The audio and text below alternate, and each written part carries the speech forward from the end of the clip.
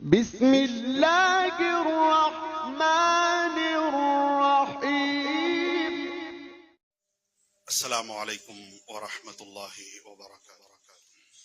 கண்ணியத்திற்கும் மாண்பிற்கும் உரிய எல்லாம் வல்ல அல்லாஹ்வின் நல்லடியார்களே, அல்லாஹ்வுடைய பேரருளால் சிறப்பு மிகு ஜும்ஆவுடைய இந்த தினத்திலே மகத்துவம் வாய்ந்த ஜும்ஆ தொழுகையை நபி வழியில் நிறைவேற்ற வேண்டும் என்பதற்காகவும் அதனுடைய ஒரு அங்கமாக திகழ்கின்ற இந்த ஜும்ஆ உரையை செவிமடுத்து புத்துணர்வு பெற வேண்டும் என்ற ஒரு உயரிய நோக்கத்தோடு அல்லாஹ்வுடைய திருப்பெயர் துதிக்கப்படுகின்ற இந்த தொழுகை கூடத்தை நோக்கி நாம் அனைவரும் வருகை புரிந்திருக்கின்ற இந்த சமயத்திலே ஜும்ஆவுடைய முன்னுரையிலே நான் உங்களிடத்திலே வாசித்து காட்டிய அருள்மறை குர்ஆனுடைய அந்த திருவசனம் என்பது குர்ஆனுடைய 2வது அத்தியாயம் அல் பக்ராவிலே இடம்பெறுகின்ற 211வது வசனம். அல்லாஹ் ரப்புல் ஆலமீன் அந்த திருவசனத்தின் வாயிலாக குறிப்பிடுகிறான், சல் பனி இஸ்ராயீல், இஸ்ரவேல சந்ததிகளிடத்திலே கேட்டு பாருங்கள், வினவுங்கள், கம ஆத்தைனாஹும் மின் ஆயத்தின் பையினா, எத்தனை தெளிவான அத்தாட்சிகளை அவர்களுக்கு நாம் வழங்கினோம் என்பதை. வமன் யுபத்தில் நிஅமத்தல்லாஹி மின் பஅதி மா ஜாஅத்ஹு, அல்லாஹ்வுடைய அருட்கொடை ஒருவரிடத்திலே வந்த பிறகு அதை யார் மாற்றுகிறார்களோ, அதை யார் நிராகரிக்கிறார்களோ, ஃபஇன்னல்லாஹ ஷதீதுல் இகாப், அல்லாஹ் தண்டிப்பதில் கடுமையானவன் என்பதை அவர்கள் அறிந்து கொள்ளட்டும் என்று அல்லாஹ் ரப்புல் ஆலமீன் அந்த வசனத்தின் வாயிலாக சொல்கிறார். இஸ்ரவேல மக்கள் இந்த உலகத்திலேயே சிறப்பிக்கப்பட்ட மக்களாக ஒரு காலகட்டத்திலே இருந்தார்கள். அப்படிப்பட்ட அந்த மக்களுக்கு அல்லாஹ் ரப்புல் ஆலமீன் அவனுடைய அத்தாட்சியாக பல தெளிவான சான்றுகளை தருகின்றான். அவர்கள் நல்லவர்களாக மாற வேண்டும், அவர்கள் தம்முடைய நம்பிக்கையை சரிபடுத்த வேண்டும், தம்முடைய கொள்கை கோட்பாடை அவர்கள் தலை நிமிரச் செய்யக்கூடிய அடிப்படையிலே அமைக்க வேண்டும் என்பதற்காக அல்லாஹ் ரப்புல் ஆலமீன் ஏகப்பட்ட அற்புதங்களை அவர்களுடைய கண்ணுக்கு முன்னாலே தருகின்றான். ஆனால் அவர்கள் அனைத்தையும் மாற்றி அமைத்தார்கள், அல்லாஹ்வுடைய தண்டனைக்கு ஆளாகி விட்டார்கள். அப்படி நீங்கள் ஆளாகி விடாதீர்கள் என்று அல்லாஹ் ரப்புல் ஆலமீன் நமக்கு கட்டளை இடுகின்றான். ஆஷூராவை கடந்து ஒரு வாரம் தான் விடை பெற்று இருக்கிறது. இன்றைக்கு ஆஷூராவை கடந்து 9வது நாளிலே நாம் இருக்கின்றோம் என்று சொன்னால், ஆஷூரா விட்டு செல்லக்கூடிய அந்த பாடம் படிப்பினைகளை நாம் பெற்றவர்களாக இருக்கிறோமா என்பதை கருத்தில் கொள்ள வேண்டும். ஆஷூராவுடைய தினம் ஒவ்வொரு வருடமும் வருகிறது செல்கிறது என்பது அல்ல. ஆஷூரா விட்டு செல்லக்கூடிய அந்த பாடம் என்பது, ஆஷூரா விட்டு சொல்லக்கூடிய அந்த சுவடு என்பது மகத்தானதாக இருக்கிறது. அது நமக்கு பல பாடங்கள் படிப்பினையை கற்றுக் கொடுக்கக்கூடியதாக இருக்கிறது. அப்படி ஆஷூரா கற்றுக் கொடுக்கக்கூடிய பாடம் படிப்பினைகள்ல ஒன்று என்ன தெரியுமா? அல்லாஹ்வுக்கு நன்றி உள்ளவர்களாக நாம் இருக்க வேண்டும். அல்லாஹ்வுடைய அத்தாட்சிகளை மதிக்க கூடியவர்களாக, அல்லாஹ்வுடைய அத்தாட்சிகளை கண்ணியப்படுத்தக்கூடியவர்களாக, அதை நிராகரிக்காத மக்களாக நாம் இருக்க வேண்டும் என்ற ஒரு பெரிய பாடம் அதற்குள்ளே இருக்கிறது. இதே ஆஷூராவுடைய தினத்திலே தான் அல்லாஹ் ரப்புல் ஆலமீன் பனு இஸ்ரவேலர்களை காப்பாற்றினான். அந்த வரலாறை நாம் அறிந்து வைத்திருக்கின்றோம். அப்படி காப்பாற்றப்பட்ட அந்த மக்கள் அல்லாஹ்வுக்கு நன்றி கெட்டவர்களாக மாறிய அந்த சமயத்திலே அல்லாஹ் அவர்களை எப்படி இழிவுபடுத்தி விட்டான் என்பதையும் உற்று நோக்கி பார்த்து, அப்படிப்பட்ட அந்த இழிவும் அந்த அவமரியாதையும் நமக்கு ஒருபோதும் வந்துவிடக் கூடாது.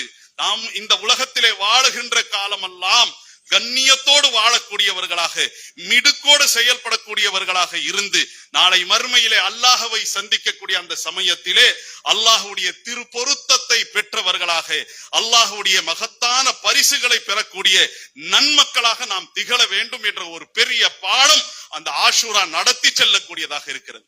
எந்த பனு இஸ்ரவேலர்களுக்கு அல்லாஹ் அற்புதங்களை கொடுத்தானோ அந்த பனு இஸ்ரவேலர்களையே அல்லாஹ் அழைத்து நினைவு கூறுமாறு சொல்கிறான். யா பனி இஸ்ராயீல், இஸ்ரவேல மக்களே.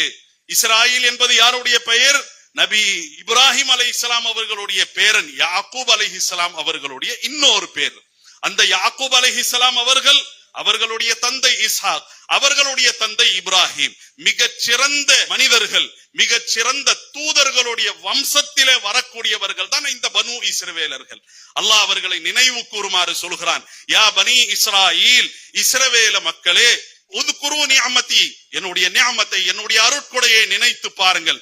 அல்லதி அன்அம்து அலைக்கும், எந்த அருட்கொடைகளை உங்களுக்கு நாம் சுகிக்க செய்தோமோ, நான் உங்கள் மீது பொழிய செய்தேனோ அந்த அருட்கொடைகளை நீங்கள் நினைத்து பாருங்கள். வன்னி ஃபضلتكم على العالمين, அகிலத்தார் அனைவரை விட உங்களை நான் சிறப்பித்திருந்தேன். அகிலத்தார்கள் யாரும் பெறாத சிறப்பை யாரும் பெறாத ஒரு மேன்மையை நீங்கள் பெற்றவர்களாக இருந்தீர்களே, அதை கொஞ்சம் நீங்க நினைச்சு பாருங்க என்று அல்லாஹ் ரப்பல் ஆலமீன் சொல்கின்றான். பனு இஸ்ரவேலர்களுக்கு அல்லாஹ் எப்படி சிறப்பை கொடுத்தானோ, முஹம்மது ஸல்லல்லாஹு அலைஹி வஸல்லம் அவர்களுடைய சமுதாயமாக திகழ்கின்ற அல்லாஹ் நமக்கும் பல சிறப்புகளை கொடுத்திருக்கிறான். அவர்கள் தம்முடைய சிறப்புகளை மறந்தார்கள், இழிவை சுமந்து கொண்டார்கள். நாம் நம்முடைய சிறப்புகளை அறிந்தவர்களாக இருக்கிறோமா என்பதுதாங்க கேள்வி. அல்லாஹ் குர்ஆனிலே சொல்கிறான், மூசா அலைஹிஸ்ஸலாம் அவர்கள் அந்த மக்களுக்கு நினைவுபடுத்தியதை 5வது அத்தியாயத்திலே நினைவு கூறுகிறான். வைது கால மூசா லிகௌமிஹி, மூசா தம்முடைய சமுதாயத்தை பார்த்து சொன்னார்கள், யா கௌம், என்னுடைய அருமை சமுதாயமே, உதுகுரு நிஅமத்தல்லாஹி அலைக்கும், அல்லாஹ் உங்களுக்கு செய்த அந்த அருட்கொடையை நீங்கள் நினைத்து பாருங்கள். இது ஜஅல ஃபீக்கும் அன்பியா, உங்களுடைய சந்ததிகள்ல, உங்களுடைய முன்னோர்கள்ல நபிமார்களை அல்லாஹ் ஏற்படுத்தினான். ஒரு சமுதாயத்திலே நபி ஏற்படுத்தப்படுகிறார், நபுவத் ஒரு கூட்டத்தாருக்கு கொடுக்கப்படுகிறது என்று சொன்னா எவ்வளவு பெரிய சிறப்புங்க. ஆன்மீகத்தினுடைய உயர்ந்த நிலைதானே தூதர் என்பது.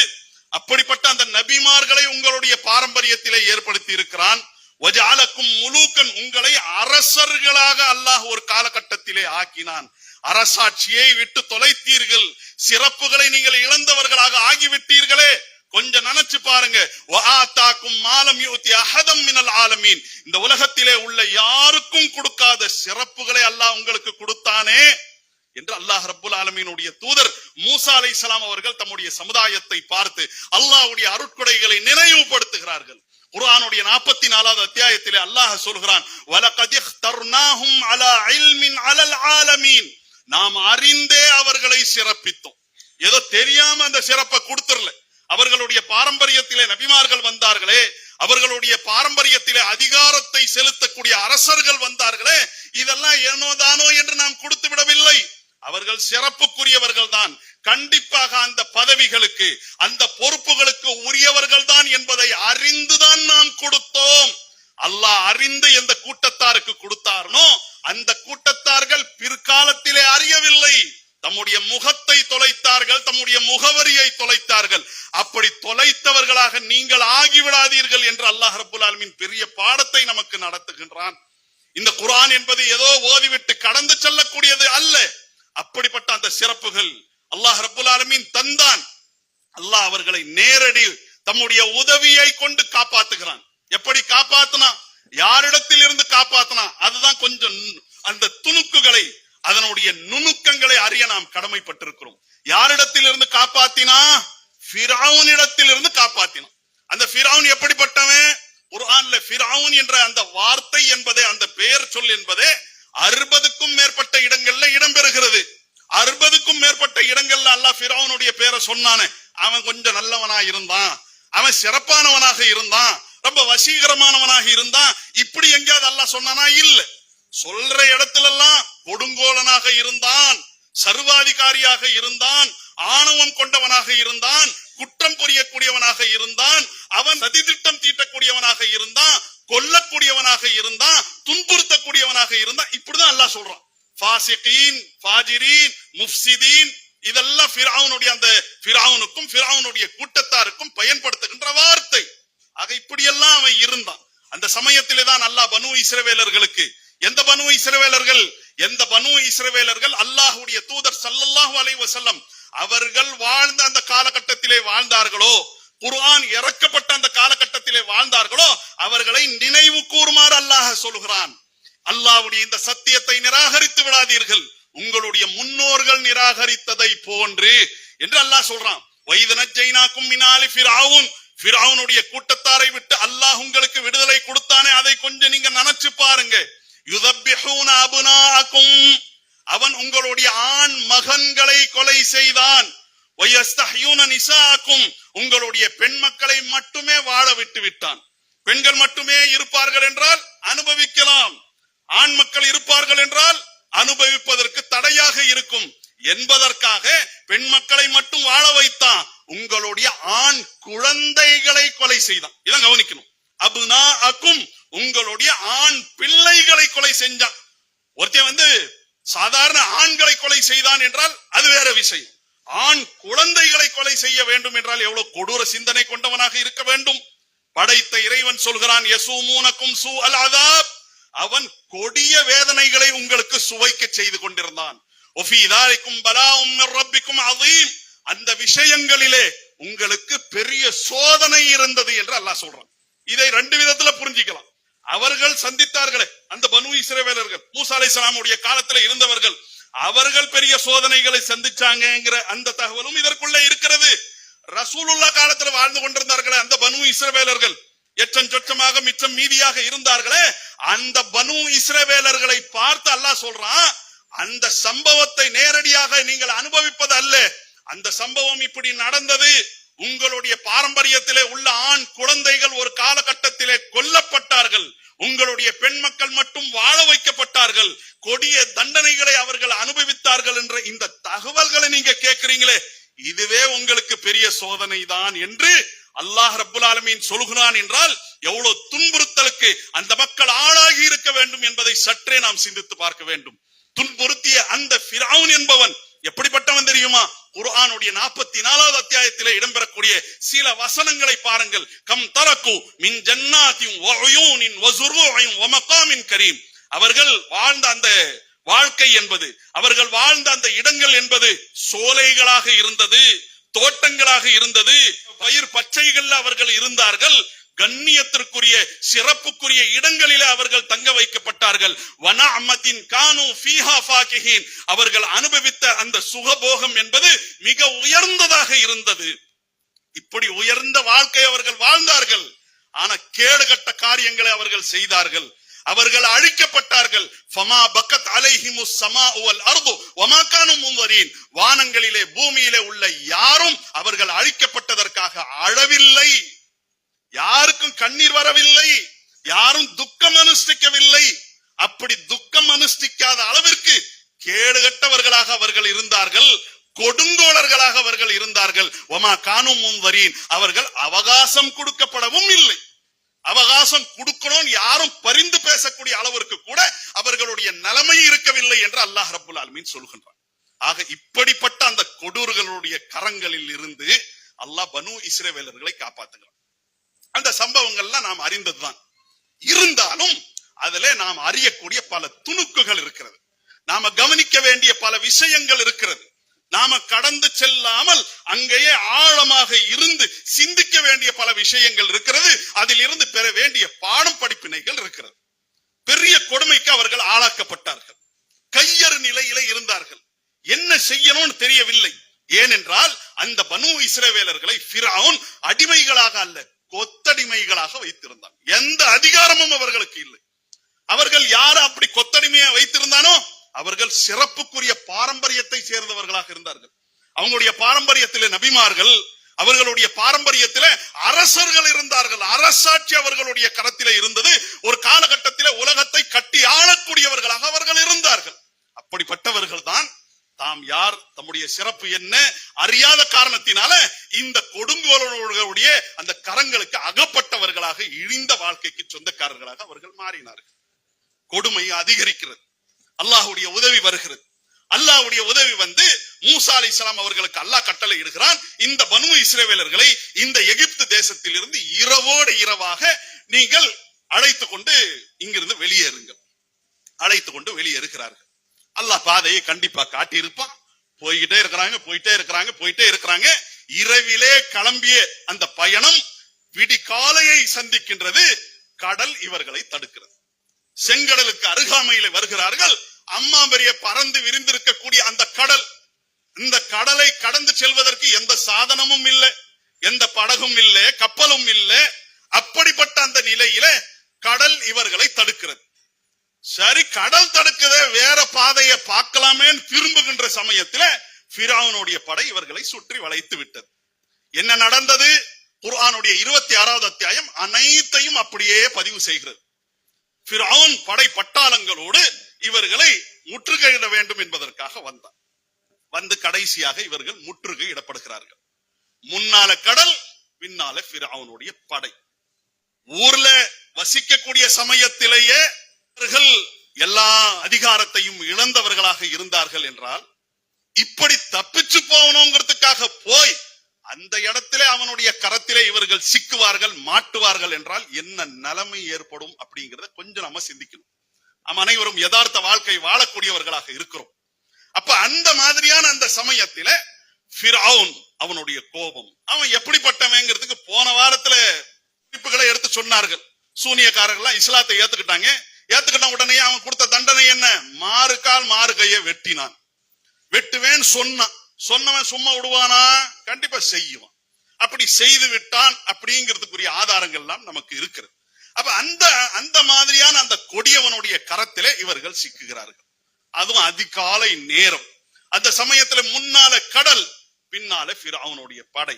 அப்ப மூசாவை பார்த்து அவர்கள் சொல்கிறார்கள், பனு இஸ்ரவேலர்கள், மூசாவை சந்தியில நிறுத்தி விட்டீர்களே, உற்றுயிரும் கொலையுருமாக அங்கே இருந்திருக்கலாம், நீங்க கூட இங்க நீங்கள் சிக்க வைத்து விட்டீர்களே, முன்னால போனா கடல்ல உளுந்து சாவனும், இல்ல பின்னால போனா இவன் நம்மை கண்டந்துண்டமாக ஆக்கி விடுவான் என்று மூசா அலைஹிஸ்ஸலாம் அவர்களிடத்திலே சொன்ன அந்த சமயத்திலே, இன்னா லமுத்ரகூன், நாம் அகப்பட்டவர்களாக ஆகிவிட்டோமே என்று சொன்ன சமயத்திலே மூசா அலைஹிஸ்ஸலாம் என்ன சொன்னார்கள்?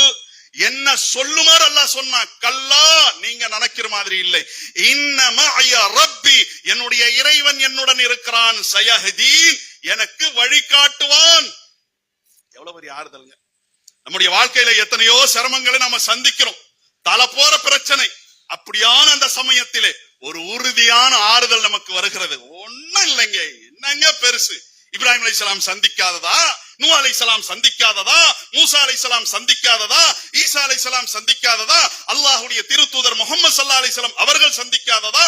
அப்படின்ற ஒரு ஆறுதல் வரும்போது அப்படியே இருக்கிற கவலை எல்லாம் பஞ்சா மாறி பறந்துரும் பாருங்க. அப்படிப்பட்ட ஒரு ஆறுதலை அல்லாஹ் ரப்பல் ஆலமீன் அங்க வைத்து தருகின்றார். ஒண்ணு நீங்க நினைக்காதீங்க, ஃபிரௌனை கொண்டு ஏன் பயப்படுகிறீர்கள்? ஃபிரௌனை படைத்த இறைவனை கொண்டு நீங்கள் அஞ்சுங்கள், அந்த இறைவன் உங்களுக்கு வழியை ஏற்படுத்துவான். எவ்வளவு பெரிய ஆறுதல்ங்க. அதற்கு அடுத்து அல்லாஹ்வுடைய கட்டளை வருகிறது, பறந்து விரிந்திருக்கின்ற இந்த கடலிலே ஓங்கி அடியுங்கள். யாருக்கு? மூசா அலைஹிஸ்ஸலாம். ஓங்கி அடிக்கிறார்கள். அடிச்ச உடனேயே என்ன நடக்கும்ங்கிறது நடக்கிறதுக்கு முந்தைய அல்லாஹ் சொல்றான். என்ன சொல்றான் தெரியுமா? அவன் பின்னால விரட்டிக்கிட்டு வருவான், ஆனா உங்களை பிடிக்க முடியாதுங்கிற தகவல் அதற்குள்ள இருக்கிறது. அதற்கு அடுத்து இந்த கடல்ல அடிச்ச உடனே இந்த கடல் பிளக்கும், உங்களுக்கு வழிவிடும். எப்படிப்பட்ட வழி தெரியுமா? கடலுங்கிறது என்னங்க?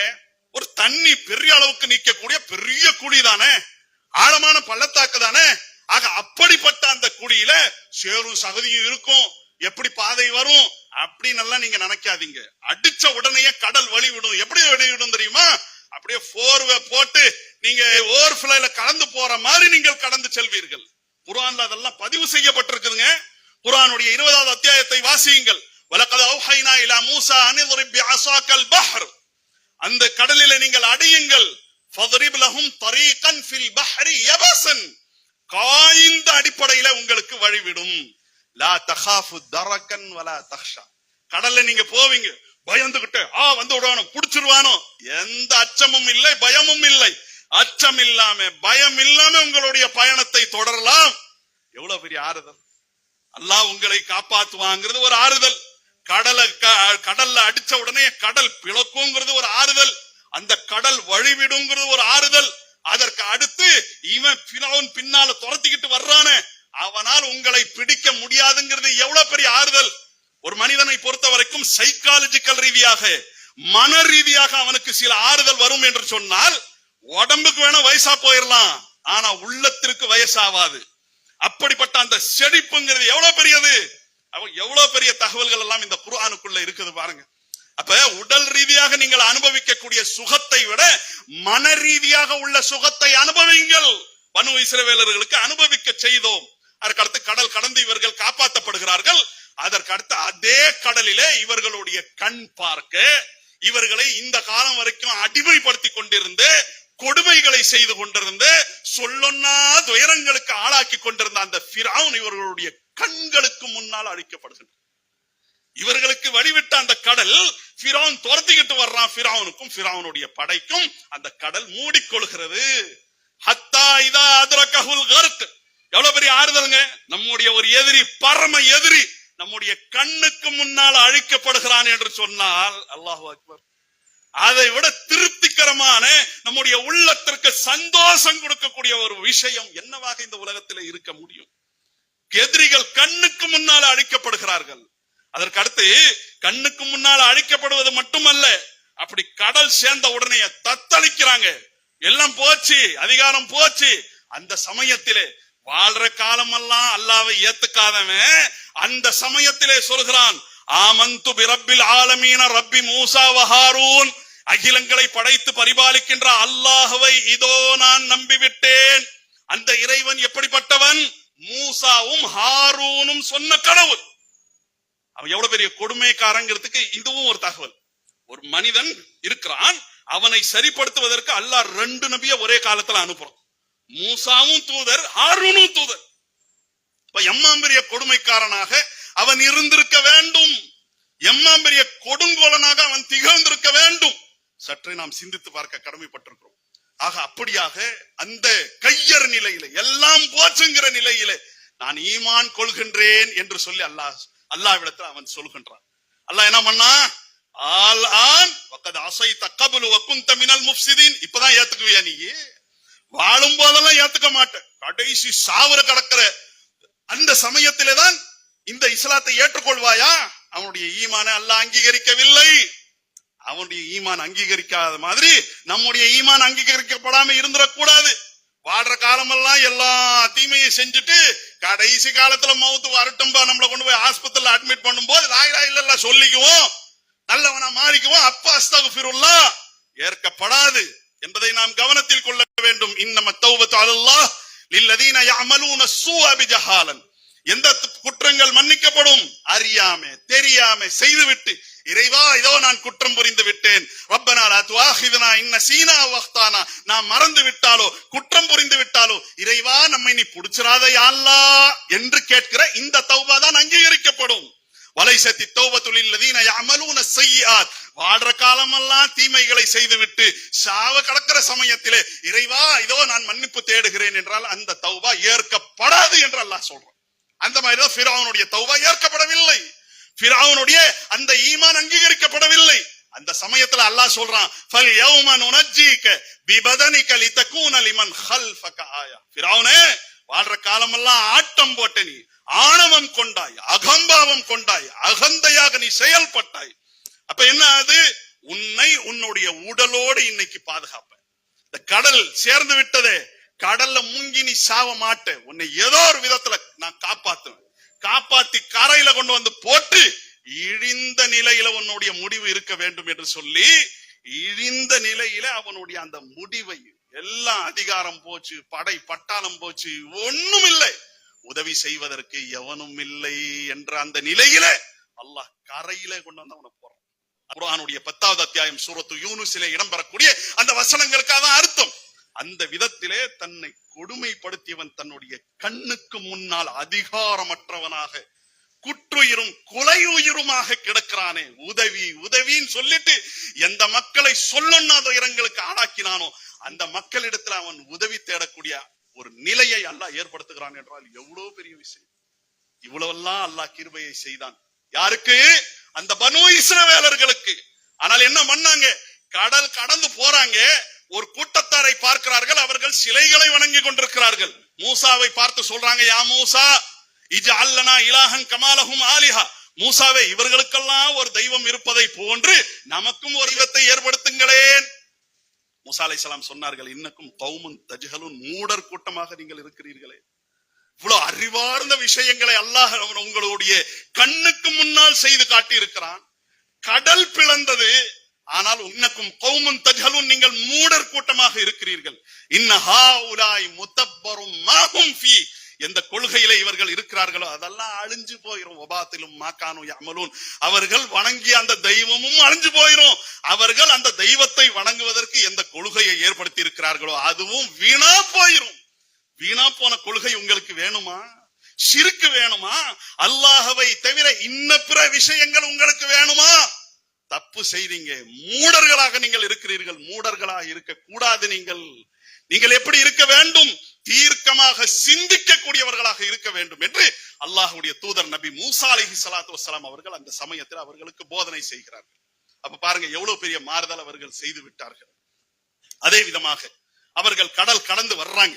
தீஹ் என்ற ஒரு பாலைவனம், செங்கடலை கடந்து அவர்கள் வருகிறார்கள். தீஹ் என்ற பாலைவனம், பாலைவனத்துல என்ன இருக்கும்? குளிர்ச்சி இருக்குமா? குளிர்ந்த காத்து இருக்குமா? மேகம் இருக்குமா? நிழல் இருக்குமா? எதுவும் இருக்காது. பாலைவனத்தினுடைய அந்த பகுதி என்பது சுட்டரிக்கக்கூடியது. அப்படிப்பட்ட அந்த பாலைவனத்திற்கு வருகிறார்கள். வந்த உடனேயே என்னுடைய அடியார்கள் ஆயிற்று என்பதற்காக அல்லாஹ் ரப்புல் ஆலமீன் அவர்கள் மீது மேகங்களை நிழலிடச் செய்கின்றான். உணவுக்கு வழி இல்லை. பாலைவனத்துல எங்க உணவு இருக்குமா? தண்ணி இருக்குமா? உணவு இல்லை, தண்ணி இல்லை. அல்லாஹ் மண்ணு சல்வாங்கிற உணவை அவர்களுக்கு தருகின்றான். அதே விதமாக அவர்கள் தண்ணியை கேட்ட சமயத்திலே மூசா அலைஹிஸ்ஸலாம் அவர்களுக்கு அல்லாஹ் கட்டளை இருக்கிறான், பாறையில அடியுங்கள். அடிக்கிறார்கள், 12 ஊற்றுகள் பீரிடுகிறது. குர்ஆனுடைய அந்த வசனங்கள் அதை அப்படியே பதிவு செய்கின்றன. இப்படியெல்லாம் அல்லாஹ் ரப்புல் ஆலமீன் அவர்களுக்கு அருட்களை செய்கின்றான். அதற்கு அடுத்து அந்த புனித நகரமாக திகழ்ந்த அந்த பைத்துல் முகத்தஸ் அமைந்திருக்கக்கூடிய அல் மதீனத்துல் குதுஸ் என்று சொல்லப்படுகின்ற மக்கள் அனைவரும் ஜெருசலம் என்பதை என்ன பெயரிலே அறிந்து வைத்திருக்கிறார்களோ அந்த புனித நகரத்தை அல்லாஹ் அவர்களுக்குரிய வசிப்பிடமாக தருகின்றான். பாருங்க எவ்வளவு சிறப்புகளை அல்லாஹ் அவர்களுக்கு செய்தான். ஆனால் அவர்கள் நன்றி செலுத்தினார்களா? இப்படியெல்லாம் சீரோடும் சிறப்போடும் அல்லாஹ் அவர்களை காப்பாற்றினான். அழிக்கப்பட்ட பிறகு அவன் எந்த பூமியை ஆண்டு கொண்டிருந்தானோ அந்த பூமியினுடைய அரசாட்சியையும் இவர்களுடைய கருத்திற்கு அல்லாஹ் தருகின்றான். பலவீனப்பட்ட அந்த மக்கள் பலத்தோடு மிடுக்கோடு அந்த நகரத்திலே அந்த தேசத்திலே தம்முடைய வாழ்க்கையை முன்னெடுக்க முடியும் என்கின்ற அளவிற்கு அல்லாஹ் அருள் செய்கின்றான். ஆனால் அந்த மக்கள் நன்றி கெட்டவர்களாக மாறினார்கள். நமக்கு மண்ணு சல்வா வேணாம், நமக்கு வெங்காயம் வேணும், பூண்டு வேணும், பருப்பு வேணும், பயிறு வேணும் என்றெல்லாம் இந்த உலகத்திலே உள்ள அந்த உணவுகளை கேட்டார்கள். அல்லாஹ்வுக்கு நன்றி மறந்தார்கள். பைத்துல் முகத்தஸ் அமைந்திருக்கக்கூடிய அந்த ஜெருசலத்திற்குள்ள நீங்கள் செல்லுங்கள், அல்லாஹ் ரப்புல் ஆலமீன் உங்களுக்கு வெற்றியை தருவான் என்று சொன்ன சமயத்திலே யா மூசா இத்ஹப் அன்த வரப்புக ஃபகாத்திலா, நீயும் கடவுளும் சேர்ந்துகிட்டு அந்த நகரத்திற்குள்ள செல்லுங்கள், இன்னா ஹாஹுனா காயிதுன், நாம் இங்கேயே அமர்ந்திருப்போம் என்று நன்றி கெட்டவர்களாக மாறினார்கள். அல்லாஹ் அவர்கள் நேர்வழி பெற வேண்டும் என்பதற்காக தௌராத்தை கொடுத்தான். அந்த தௌராத் எப்படிப்பட்ட வேதம் என்பதை நமக்கு வழங்கி இருக்கின்ற குர்ஆனின் வாயிலாகவே அல்லாஹ் சொல்றான். இன்னா அன்ஸல்னா தௌராத ஃபீஹா ஹுதன் வ நூர், தௌராத்தை நாம் தான் இறக்கி கொடுத்தோம். குர்ஆனை இறக்கின நாம் தான் தோராவை தௌராத்தை இறக்கினோம். அந்த தௌராத்திலே நேர்வழி இருந்தது, அல்லாஹ்வுடைய அந்த அத்தாட்சிகள் இருந்தது என்று அல்லாஹ் ரப்புல் ஆலமீன் தௌராத்தை பற்றி நமக்கு அளிக்கப்பட்ட அந்த குர்ஆனின் வாயிலாக சொல்கின்றான். இப்படியெல்லாம் அந்த நேர்வழி கொடுக்கப்பட்ட அந்த மக்கள் நன்றி கெட்டவர்களாக எப்படி சொன்னாங்க தெரியுமா? லன் நுமின லக ஹத்தா நரல்லாஹ ஜஹ்ரா, மூசாவே உன்னை நாம் நம்ப மாட்டோம், எந்த இறைவனை நோக்கி அல்லாஹ்வை நோக்கி நீ அழைக்கின்றாயோ அந்த அல்லாஹ்வை நேர்ல கொண்டாந்து காட்டு, நேர்ல கொண்டாந்து காட்டுனா நாம் ஏற்றுக்கொள்வோம் என்றெல்லாம் எடுத்தெறியக்கூடிய அடிப்படையில் அவர்கள் பேசினார்கள். இப்படியெல்லாம் சிறப்போடு சீரோடு இருந்தவர்கள் அல்லாஹ்வுடைய கோபத்திற்கு ஆளாகினார்கள். எந்த அளவுக்கு அந்த கோபம் நம்மை அல்லாஹ் சொல்கின்றான். ஒவ்வொரு தொழுகையிலையும் நாம சொல்லுகின்றோம். என்ன சொல்றோம்? இஹ்தினஸ் ஸிராத்தல் முஸ்தகீம், இறைவா நேரான பாதையிலே நம்மை நீ வழி நடத்துவாயாக. எப்படிப்பட்ட பாதை? ஸிராத்தல் லதீன அன்அம்த அலைஹிம், எந்த பாதையிலே நாம் சென்றால் உன்னுடைய அருளும் நேர்வழியும் கிடைக்குமோ அப்படிப்பட்ட அந்த பாதையிலே நம்மை நீ வழி நடத்துவாயாக. கைரில் மக்தூபி அலைஹிம் வலத்தாலீன், இறைவா உன்னால் கோபிக்கப்பட்டவர்களுடைய அந்த கூட்டத்திலே நம்மை வழி நடத்தி விடாதே. வழிகட்டு விட்டார்களே அவர்களுடைய கூட்டத்திலே அவர்களுடைய அந்த பாதையை நீ நமக்கு காட்டி விடாதே என்று ஒவ்வொரு தொழுகையுடைய ஒவ்வொரு ரக்காத்திலையும் கேட்கக்கூடிய அளவிற்கு அல்லாஹ் நமக்கு ஏற்படுத்தி விட்டார். அல்லாஹ்வுடைய பெரும் கோபத்திற்கு அவர்கள் ஆளாகி விட்டார்கள். லுஐனல் லதீன கஃபரு மின் பனி இஸ்ராயீல அலா லிசானி தாவூத வ ஈஸா இப்னு மர்யம், அவர்களுடைய சந்ததியிலே வந்த ஈசா அலைஹிஸ்ஸலாம் அவர்களும் தாவூத் அலைஹிஸ்ஸலாம் அவர்களும். தாவூத் அலைஹிஸ்ஸலாம் யார்? அரசாட்சி கொடுக்கப்பட்டவர்கள்.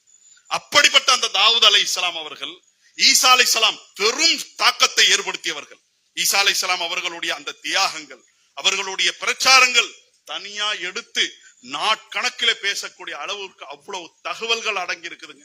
அப்படிப்பட்ட அந்த ஈசா அலைஹிஸ்ஸலாம் அவர்களும் தாவூத் அலைஹிஸ்ஸலாம் அவர்களும் இந்த பனு இஸ்ரவேலர்களை சபிக்கக்கூடிய ஒரு நிலையை ஏற்படுத்தி விட்டான் அல்லாஹ் என்பதை நாம் கவனத்தில் கொள்ள வேண்டும். அப்படிப்பட்ட அந்த சாபத்திற்குரியவர்களாக நாம் மாறிவிடக் கூடாது என்ற ஒரு மகத்தான தகவல் இந்த ஆஷூராவுடைய அந்த தினத்திலே இருக்கிறது. ஆஷூராவுடைய தினத்திலே அல்லாஹ் கொடுமைகளை எப்படி அழிப்பான் என்ற பெரிய பாடமும் இருக்கிறது. அந்த கொடுமைகளுக்கு ஆளாக்கப்பட்டவர்கள், அல்லாஹ்வுடைய அற்புதங்களை நேரடியாக பார்த்தவர்கள், பார்த்த பிறகு தம்முடைய பாதையை மாற்றுவார்கள் என்றால் அல்லாஹ்வுடைய இழிவிற்கும் கோபத்திற்கும் வறுமைக்கும் எப்படி ஆளாகுவார்கள் என்பதற்கு பெரிய தகவல் அதற்குள்ளே இருக்கிறது என்பதை நாம் கவனத்தில் கொண்டு பார்த்து அல்லாஹ்வுடைய சாபத்திற்கும் கோபத்திற்கும் ஆளானவர்களாக ஆகிவிடக் கூடாது என்ற ஒரு பெரிய தகவலையும் இந்த ஆஷூரா சுமந்து கொண்டதாக இருக்கிறது. அப்படிப்பட்ட அந்த பாடம் படிப்பினையை பெறக்கூடிய நல்ல மக்களாக நாம் திகழ வேண்டும். அல்லாஹ் அருள் புரிவானாக.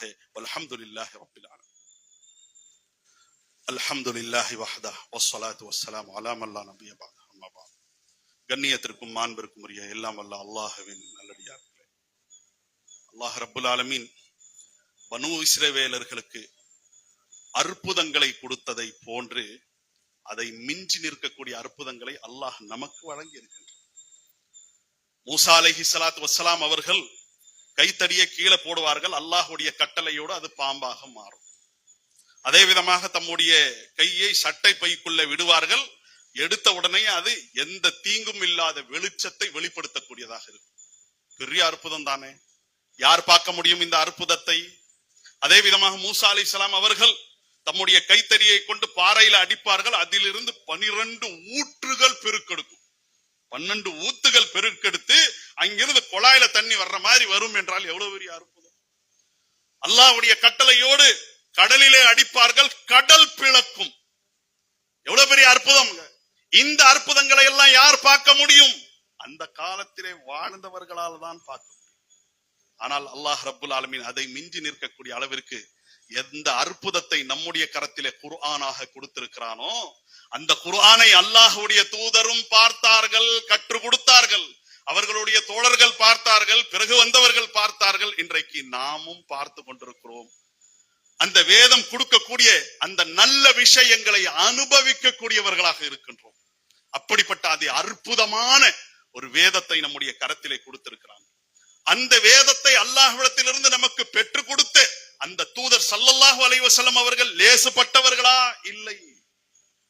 மூசா அலைஹிஸ்ஸலாம் அவர்களுடைய தடியை கொண்டு, அல்லாஹ்வுடைய கட்டளையை கொண்டு கடல் பிளக்கும் என்றால் நபிகள் நாயகம் ஸல்லல்லாஹு அலைஹி வஸல்லம் அவர்கள் எந்த கொள்கையை நம் வரைக்கும் கொண்டு வந்து சேர்த்திருக்கிறார்களோ, எந்த வேதத்தை நமக்கு அல்லாஹ்வுடைய வேதம் என்று அறிமுகப்படுத்தி இருக்கிறார்களோ, முடிகளை பிளக்க செய்யக்கூடிய அளவிற்கு, மயிர் பொளக்கிறதுன்னு சொல்லுவாங்க இல்லையா, அநாகரிகமாக இருக்கும் என்பதற்காக இந்த வார்த்தையை நான் பயன்படுத்துகின்றேன். ஆக முடிகளை பிளக்க செய்யக்கூடிய அளவிற்கு உள்ள தகவல்கள் சுமந்து கொண்டதாக இருக்கிறது. அல்லாஹ் சொல்கிறான், வஇன்னஹு லகிதாபுன் அஸீஸ், உங்களுடைய கரத்திலே கொடுக்கப்பட்டிருக்கின்ற வேதம், அந்த வேதம் சொல்லக்கூடிய சித்தாந்தம் என்பது மிகைக்கக்கூடிய சித்தாந்தமாக இருக்கிறது. அதற்கு முன்னால எந்த சித்தாந்தமும் சிந்தனையும் நிற்காதுங்கிற அளவிற்கு அது அற்புதமான ஒரு சித்தாந்தத்தை, அற்புதமான கொள்கையை நம்முடைய கரத்தில் அல்லாஹ் கொடுத்திருக்கிறார். பனூ இஸ்ரவேலர்கள் மாதிரி முகத்தை நாம் திருப்பி கொண்டோம் என்றால், குர்ஆனை ஓதணும், அப்படியே பரன் மேல வைத்து விட்டோம், நம்முடைய வாழ்க்கை அப்படியே நாம தொடர்வோம். அதே ஷிர்க் நம்ம இடத்துல இருக்கும், அதே பிதாத்துகளை செய்யக்கூடியவர்களாக இருப்போம், நம்முடைய மனம் போன போக்கில நாம் வாழ்வோம். ஹராம் ஹலாலுக்கு மத்தியில எந்த வித்தியாசமும் இருக்காது. சொல்லுல உண்மை சொல்லும் ஒண்ணுதான், பொய்யான சொல்லும் ஒண்ணுதான், தகுதி தத்தங்கள், மோசடிகள், எல்லா விதமான அல்லாஹ்வுடைய கொள்கை சொல்லக்கூடிய அந்த கருத்துக்கு நேர் மாத்தமான வாழ்க்கை நாம் வாழ்வோம் என்று சொன்னால், அந்த பனூ இஸ்ரவேலர்கள் சந்தித்த இழிவை போன்ற ஒரு இழிவு நம்மை நோக்கியும் இருக்கிறதுங்கிற ஒரு பெரிய தகவல் அதற்குள்ளே இருக்கிறது. ஆக அப்படிப்பட்ட அந்த இழிவிற்கும் கோபத்திற்கும் ஆளானவர்களாக நாம் மாறிவிடக் கூடாது. நம்முடைய கரத்தில் அல்லாஹ் ரப்புல் ஆலமீன் கொடுத்திருக்கின்ற அந்த வேதத்தை மதிக்க கூடியவர்களாக, வேதம் சொல்லக்கூடிய அந்த வழிமுறை அடிப்படையிலே நம்முடைய வாழ்க்கையை முன்னெடுக்கக்கூடிய நல்ல மக்களாக நாம் திகழ வேண்டும். அல்லாஹ் அருள் புரிவானாக. வல்ஹம்துலில்லாஹி ரப்பில் ஆலமீன். வஸ்ஸலாமு அலைக்கும் வரஹ்மத்துல்லாஹி வபரகாத்துஹு.